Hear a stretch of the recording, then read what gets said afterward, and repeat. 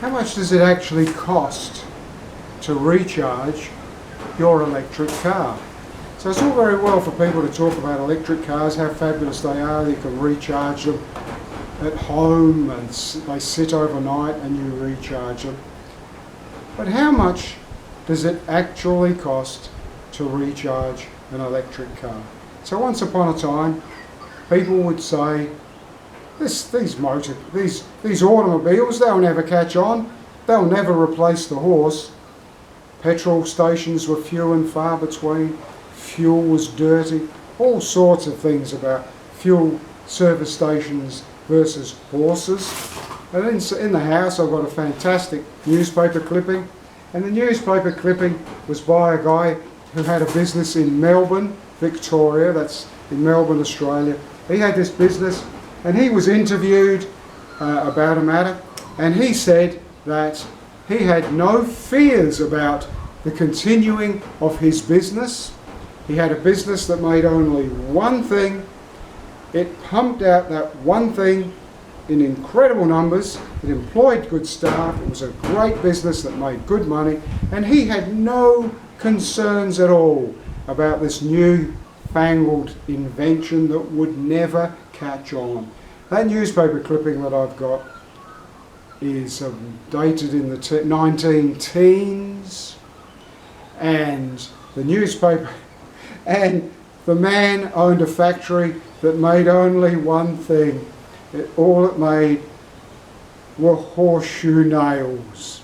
And he was convinced that the automobile would never catch on. He wasn't changing his business for anybody. So I think about that when I talk about electric cars, because there is so much hype about how good they are, with so little being spoken about the other side of the coin. One of the things I'm going to touch on is how much does it actually cost to recharge your car? You don't pull up at a Tesla charge point, fast charge, and plug your car in, walk off, go off for half an hour or 45 minutes, have a coffee or whatever. What such fun that is on a freezing cold raining day. No, not. You don't do that for free. So how much does it actually cost? So okay, Tesla chargers. Tesla in Australia has just opened up their fast chargers. There's that was a B. So Tesla has opened up its fast charge stations to other makes.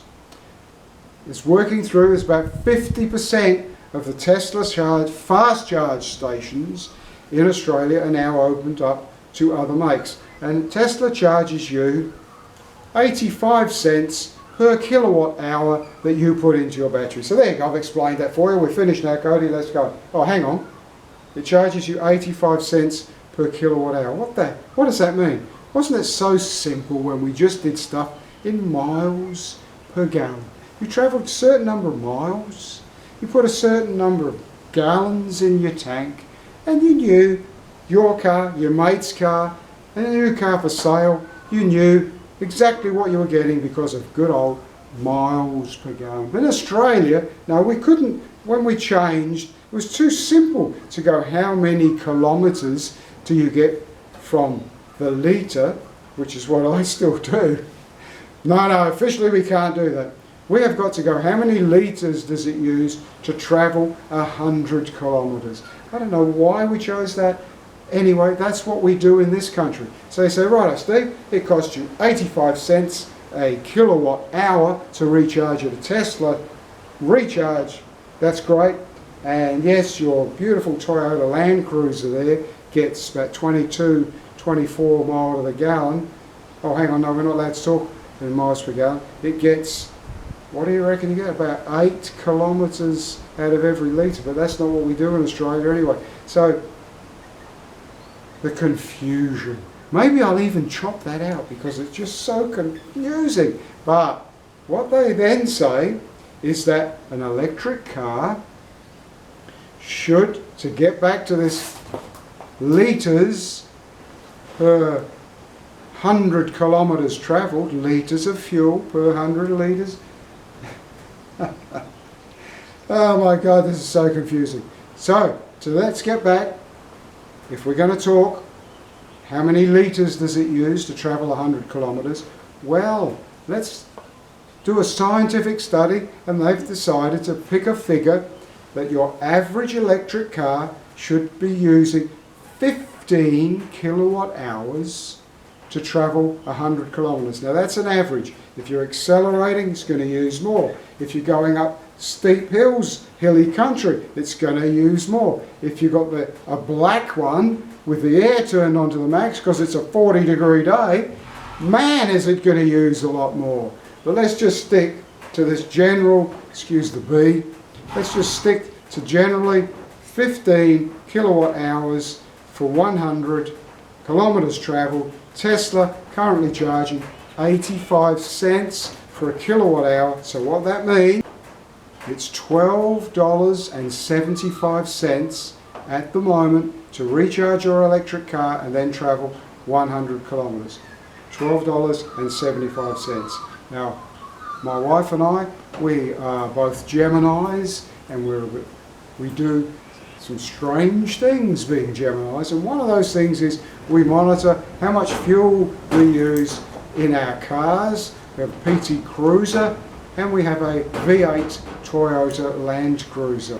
And so because we keep these accurate records, at the moment fuel is around $2 a litre. So because we keep these accurate records, I know that at the moment, with fuel being about $2 a litre at the moment, we spend $15 in the PT Cruiser to travel 100 kilometres, and we spend $24 to travel 100 kilometres in the V8 Toyota Land Cruiser. That's compared to $12.75 that I've just told you about with the electric car. Now that is based on that theory that you're going to get 15 kilowatt hours to 100 kilometres, and that is going to change dramatically in those circumstances I've already mentioned.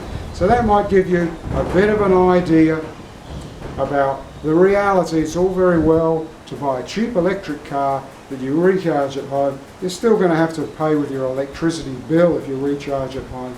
But when you're out and about.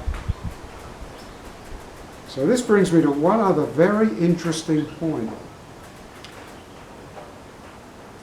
Helen's PT Cruiser, $15 to travel 100 kilometres. A brand new electric car, if you go by 15 kilowatt hours to the 100 kilometres, $12.75. That's a saving of, quickly in my head, the $2.25, saving $2.25 over 100 kilometres. But the recharge, beautiful. Yeah, let's go to a Tesla recharge station. Oh, damn, somebody just beat me there. Have you ever gone to get fuel and you've pulled up at the servo and you've looked and all the Bowsers are being used, and you look at the one and you think, oh yeah, that person's just left, they're going inside to pay. That's the car I'll park behind, because they'll go out, they'll go in, pay, come back, they'll drive off, and then I'll be able to get fuel. What happens when you pull up with your electric car, and just as you're heading down the road and then you see a Tesla drive in and parks at the recharge, and then you go, oh my God, they're going to be at least 30 minutes, 40 minutes recharging. How about I pull up next to them so that I'm the next one in line, and then I can read Tolstoy's War and Peace. Okay. I don't know. I know all the videos that I make about electric cars, you should go check a few of them out, because I like to think that although I'm not a hater, I'm not dumping on them, but I'm just trying to point out that it's not all,